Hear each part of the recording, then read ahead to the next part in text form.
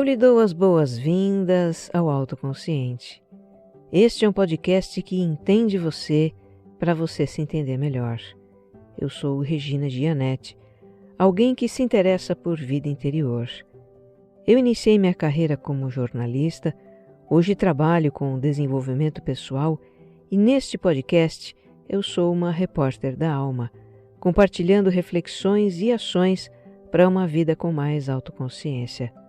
A minha intenção é que ao terminar um episódio, você se sinta melhor do que quando começou.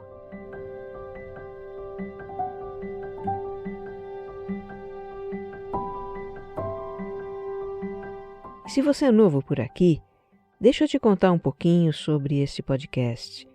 O Autoconsciente é quinzenal. Os episódios saem em domingos alternados. E é também serial. Ele tem uma sequência em que os temas vão se aprofundando. Escute desde o episódio 0 para seguir a jornada de autoconsciência que nós estamos fazendo. E para tirar o melhor proveito do podcast, escuta sem pressa, um episódio por vez, e reflita um pouco. Coloque em prática alguma ideia que o podcast lhe deu. O autoconsciente é quase que uma terapia. Eu te convido também a me seguir no Instagram, que é onde eu mais interajo com os ouvintes. Os meus perfis são regina.gianetti e você mais centrado. E se você gostar do que vai ouvir aqui, compartilha nas suas redes sociais e grupos de mensagens. O que faz bem para você pode fazer também para muito mais gente.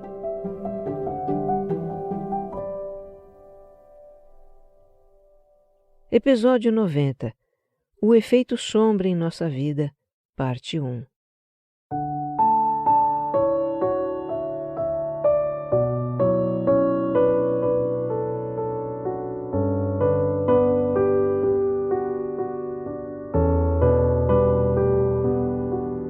Eu começo a escrever este episódio meio desajeitada, com uma atadura na mão esquerda. Ontem eu machuquei o dedo anular e está bem dolorido. Aconteceu que num passeio com a Tequila e o Johnny, como sempre os dois muito bagunceiros, eles se enroscaram nas guias um do outro e, tentando desembaraçar os dois, cada um puxando para um lado, eu prendi o dedo no engate de uma das guias. E o dedo continuou doendo depois, e inchou e ficou arroxeado. À noitinha eu imobilizei com uma tala, enfaixei e agora estou aqui, meio que catando milho com a mão esquerda no teclado. E olha, é a segunda vez que eu me machuco no intervalo de 40 dias. A outra foi uma fratura no dedo do pé. Eu dei uma topada monumental no pé da geladeira. E detalhe, eu estava usando um daqueles chinelões de borracha tipo Crocs e nem aquilo foi suficiente para absorver o impacto. Eu já perdi a conta de quantas vezes machuquei um dedo do pé com essas topadas ao longo da vida. Deve ter sido umas 10. É bizarro. Eu até aprendi a fazer atadura para dedo fraturado. Eu faço direitinho. Não é que eu tenha ossos frágeis, pelo menos que eu saiba. O que eu tenho é um lado meu, um aspecto que é muito estabanado. Depois que eu passei a praticar a autoobservação, que é parte do mindfulness, eu comecei a perceber como eu me movimento quando não estou prestando atenção no que eu estou fazendo. Nessa situação, eu tenho a tendência de andar rápido, pisar duro e pegar nas coisas com mão pesada. Eu exercito muito estar consciente dos meus movimentos e fazê-los com mais leveza. Mas quando eu me distraio, o que acontece o tempo todo, se abre uma brecha para o meu aspecto estabanado e de repente ele se manifesta. O fato é que todos nós temos aspectos, vários aspectos, que se manifestam no nosso comportamento involuntariamente, à revelia da nossa vontade ou intenção. Eles povoam a dimensão inconsciente da nossa psique. E neste episódio, nós vamos explorar uma das esferas do nosso inconsciente, aquela que Carl Jung batizou de sombra. Como explica um profundo conhecedor da psicologia analítica de Jung, que eu já citei aqui no Autoconsciente, o canadense Murray Stein, podemos entender a nossa sombra como um conjunto de traços psicológicos que estão ocultos, encobertos, e não são necessariamente aqueles de que nos orgulhamos. Muito pelo contrário. Diz o Dr. Stein em seu livro Jung, O Mapa da Alma. De um modo geral, a sombra tem uma qualidade imoral ou pelo menos pouco recomendável, contendo características da natureza de uma pessoa que são contrárias aos costumes e convenções morais da sociedade. Eu sei que este é um assunto meio espinhoso, mas é crucial para o nosso autoconhecimento e paz interior. Os conteúdos da nossa sombra são a causa de muitos dos nossos conflitos, ambiguidades, culpas, dificuldades de relacionamento com os outros e principalmente conosco mesmos. Crucial também para o nosso desenvolvimento espiritual. Espiritualidade não é só vibrar na luz, é também olhar para a nossa sombra, compreendê-la e integrá-la para poder transcendê-la. Todos nós temos um lado sombra, assim como a lua tem uma face oculta. Então, relaxe e se abra para o que nós vamos explorar aqui.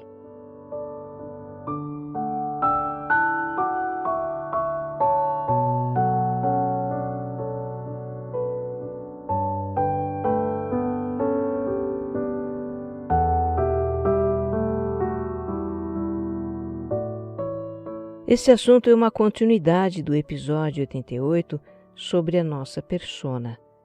Ali a gente viu que o nosso ego, que é como nos conhecemos, centro da nossa consciência, identidade e vontade, o ego ajusta o seu comportamento, o modo de agir, se apresentar, de falar, que é para se adequar aos ambientes que nós frequentamos, às funções que executamos, aos relacionamentos que temos.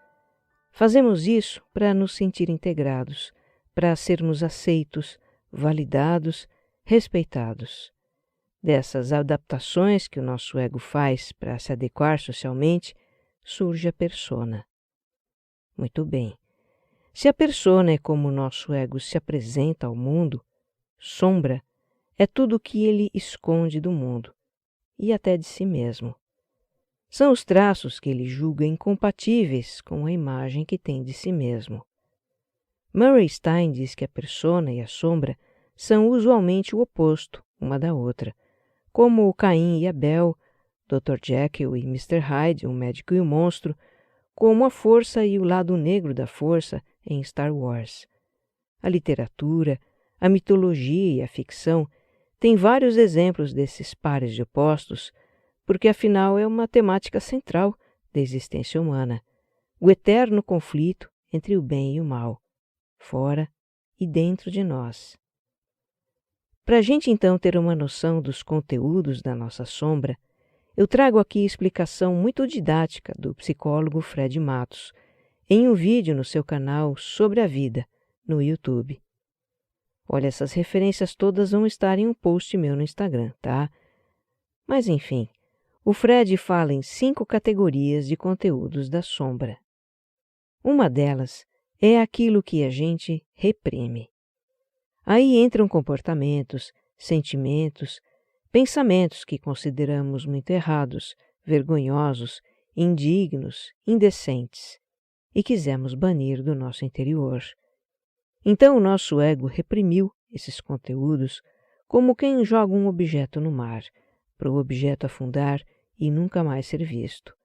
Mas mesmo submerso nas sombras, esse conteúdo continua lá. Outra categoria de conteúdos da sombra contém aquilo que rejeitamos em nós. Por exemplo, somos muito lógicos e racionais e rejeitamos o nosso aspecto emotivo, sentimental. Ou somos fortes, duros na queda, capazes de aguentar pressões e rejeitamos a nossa vulnerabilidade.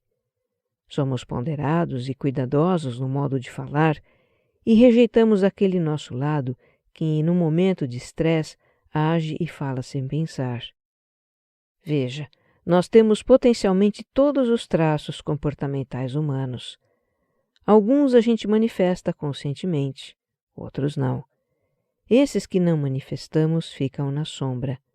mas não ficam mortos, não, como vamos ver mais adiante.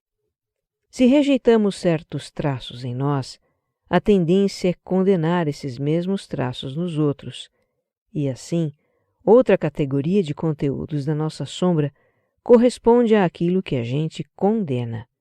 Este é outro assunto que a gente vai explorar melhor mais na frente. Por enquanto, apenas registre tudo que a gente condena nos outros, que nos irrita, indigna e incomoda, faz parte da nossa sombra. O Fred Matos fala também daquilo que a gente esconde, os nossos segredos, coisas que fizemos, sentimos ou pensamos e não podemos deixar que ninguém saiba. Podem ser coisas muito antigas, que a gente até esqueceu de tanto evitar de lembrar, e submergiram na nossa sombra. E por fim, uma parte da sombra abriga também os nossos traumas, situações muito dolorosas ou assustadoras com que a nossa mente não pôde lidar.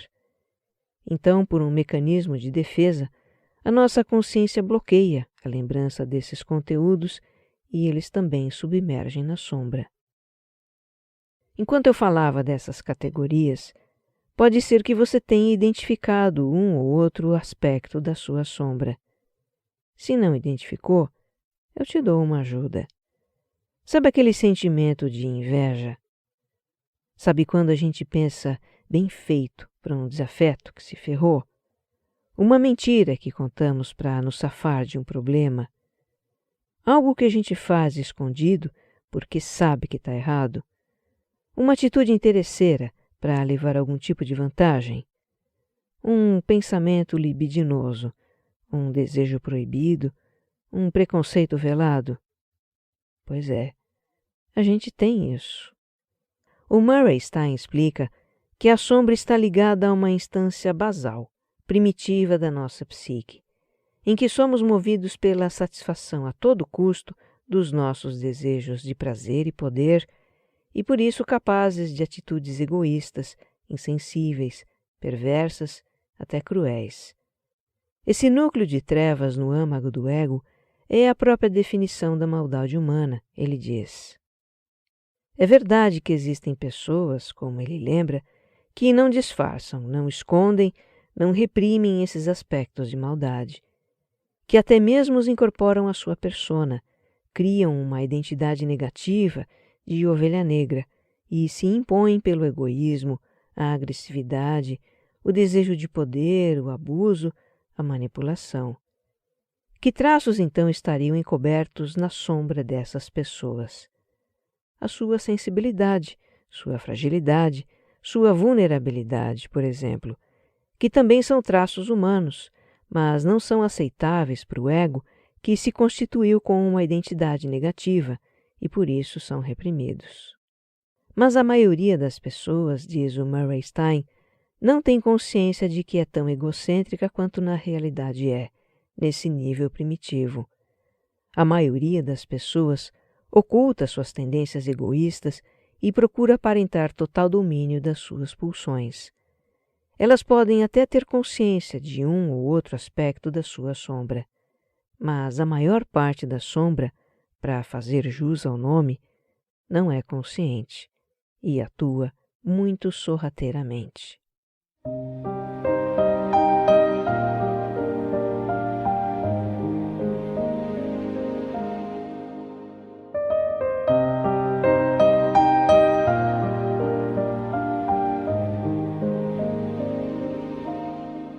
A expressão efeito sombra do título deste episódio, ela foi emprestada do lindo trabalho da americana Debbie Ford. Ela teve uma adolescência conturbada, foi viciada em drogas, se sentia um lixo e se reergueu na vida, abraçando sua sombra. Infelizmente, ela já deixou este plano.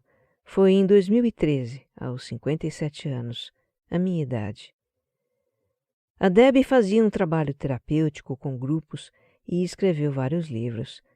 Um deles é Como Entender o Efeito Sombra em Sua Vida, que, para nossa sorte, foi traduzido para o português. Tem também um documentário com ela, O Efeito Sombra, que você precisa assistir, tem no YouTube. Todo o trabalho dela fala da sombra de uma forma muito simples, acessível, sensível e compassiva. É maravilhoso. No documentário, ela explica como a nossa sombra começa a se formar na infância, quando a nossa mente e percepções não são desenvolvidas o bastante para filtrar as mensagens que recebemos dos nossos pais, professores, pessoas de autoridade e influência na nossa vida. Somos repreendidos por certos comportamentos, nos sentimos desaprovados por determinados traços que temos. Entendemos que algo em nós não é aceitável ou é mau. E como temos uma necessidade vital de nos sentir amados e apreciados, nos envergonhamos. A Debbie compara essas mensagens que entram no nosso inconsciente a um vírus de computador que altera a percepção de nós mesmos e fere o nosso ego. Entendemos que é preciso reprimir tais comportamentos ou características. Começamos a negar essas partes de nós e as escondemos por trás de uma fachada, uma persona. Por isso é que se diz na psicologia analítica de Jung que persona e sombra são opostas. Pode parecer razoável reprimir, ocultar, rejeitar os traços que não consideramos aceitáveis em nós. É assim que fazemos com coisas materiais de que não gostamos. Jogamos fora, deixamos no fundo do armário, largamos no porão. Mas no caso dos nossos traços pessoais, isso não funciona. Não faz com que eles desapareçam da nossa vida. Na verdade, o que ocorre é o contrário. A vergonha e a negação que nos levam a reprimir, ocultar, rejeitar partes de nós, lhes dão mais poder sobre nós. A Debbie Ford usa uma metáfora perfeita para explicar como isso funciona. Ela compara as partes indesejadas de nós a bolas de praia. Aquelas bolas grandes e coloridas que crianças levam para brincar na água, sabe? Esta é uma fala dela no documentário. Tudo o que rejeitamos precisamos manter abaixo do nível da consciência. É como manter uma bola de praia submersa na água. De quanta energia é preciso para segurar uma bola de praia debaixo da água por um longo tempo? Quantas dessas bolas nos esforçamos para manter sob a água? A bola do egoísmo, do nosso lado mau, da raiva, a bola do eu não sou o bastante. Pegue todos esses assuntos e você terá umas 40 bolas para controlar. E ela diz. Mas então o que acontece? Numa fase difícil, de estresse no trabalho, problemas no casamento ou na família, num momento de vulnerabilidade emocional, quando as nossas defesas estão baixas, ou mesmo quando as coisas estão indo bem, estamos focando nossa energia e atenção em um projeto que desejamos muito realizar. Enfim, quando por algum motivo nos distraímos ou relaxamos e deixamos de prestar atenção ao que sentimos, bem aí, uma das nossas bolas escapa, sobe à tona com força e bum, bate na nossa cara. É então que, como exemplifica a Debbie Ford no seu livro, você envia um e-mail calunioso para o colega errado. Você é tentado atrair alguém que ama por uma noite de paixão sem sentido. Depois de tomar 3 drinks, você se senta ao volante de um carro e é preso por dirigir embriagado. Você fica furioso na frente de um novo amor, faz um comentário impróprio que custa o seu trabalho, bate em seu filho num momento de frustração. Em outras palavras, ela diz, a bola de praia, que são os seus impulsos reprimidos e a sua dor não processada, ela surge e o acerta no rosto, sabotando seus sonhos, roubando sua dignidade e deixando-o encharcado de vergonha. Pois é, quando menos esperamos, um aspecto rejeitado ou indesejado de nós pode emergir da sombra, se revelar e causar um grande estrago na nossa vida.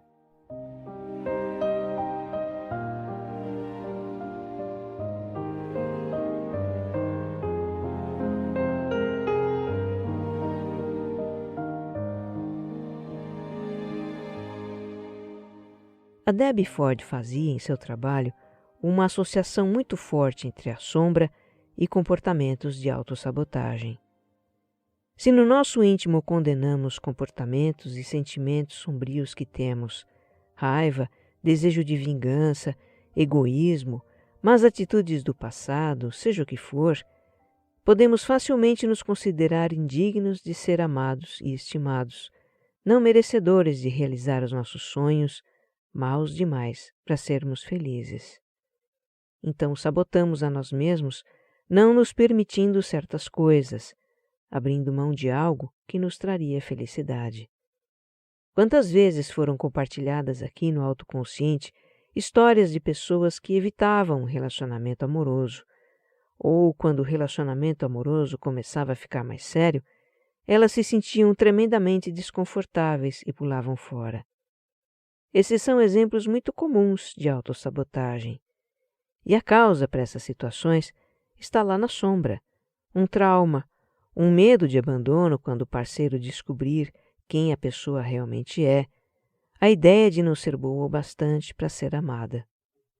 Também sabotamos a nós mesmos, não fazendo o que deveríamos fazer ou fazendo o contrário do que deveríamos. Por exemplo, a gente entra numa dieta rigorosa por motivos de saúde. Precisa reduzir os doces, precisa reduzir as massas para baixar o açúcar no sangue. E a família toda apoia, todo mundo faz dieta junto.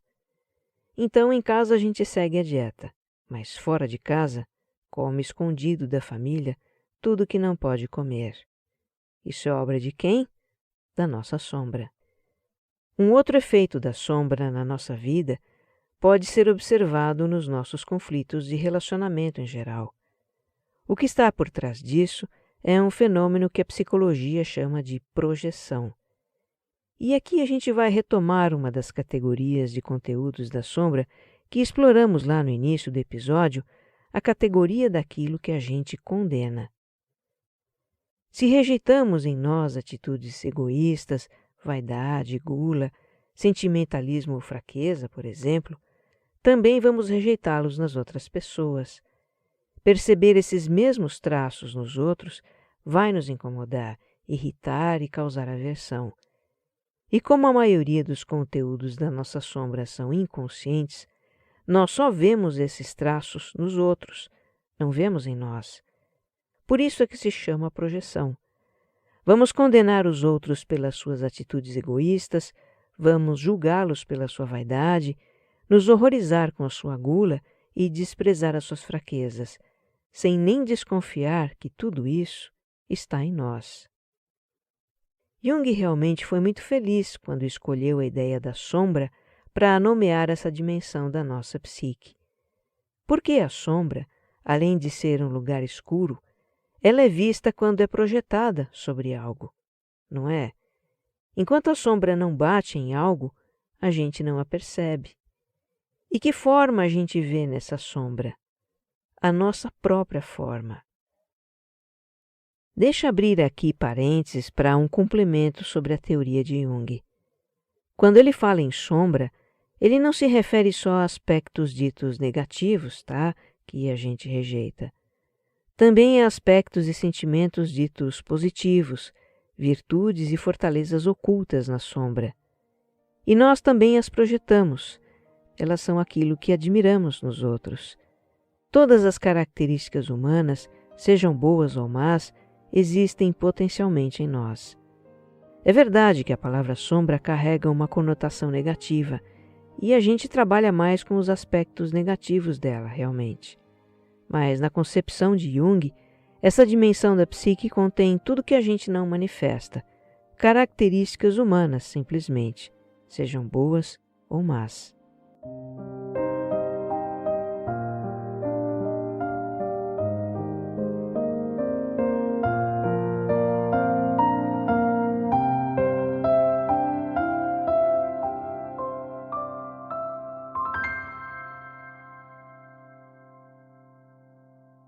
Fazia um tempo já que eu tinha a intenção de tratar desse assunto aqui no autoconsciente. Cheguei a botar na pauta algumas vezes, mas aí aparecia outra coisa e o tema da sombra ia para a gaveta. Pois é, Era a minha sombra sabotando o episódio da sombra. Veja você. Nós, seres humaninhos, somos mesmo uma espécie muito interessante. Bem, olhar para a nossa sombra não é fácil mesmo. Mas eu cheguei à conclusão de que não olhar é pior. Como eu já compartilhei com você em outros episódios, eu passei boa parte da vida em conflito com a minha sombra. Eu venho de uma família religiosa, fui educada com os valores cristãos do amor ao próximo, da caridade, da verdade, da justiça e tantos outros valores louváveis que Jesus personifica para mim.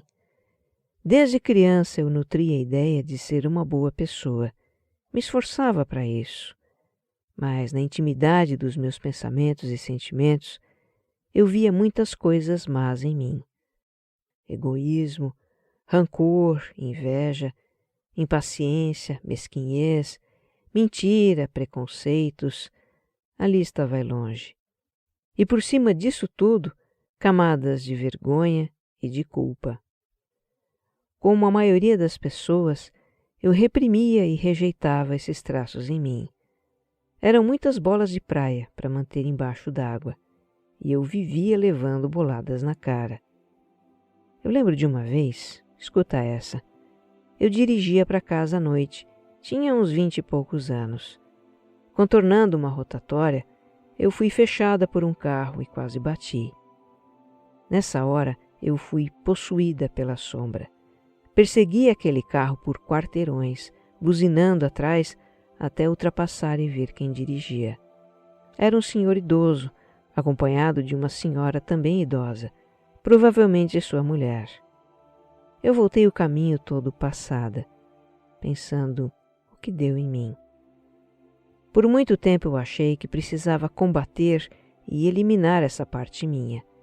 Experimentei muito conflito interior, me senti dividida dentro de mim mesma. Como é desconfortável isso, a divisão. Hoje eu entendo que a sombra é parte da nossa totalidade, que o nosso trabalho não é eliminá-la, mas integrá-la. Como? Bem, é o que eu estou aprendendo e gostaria de compartilhar com você. Nós vamos continuar essa conversa no próximo episódio.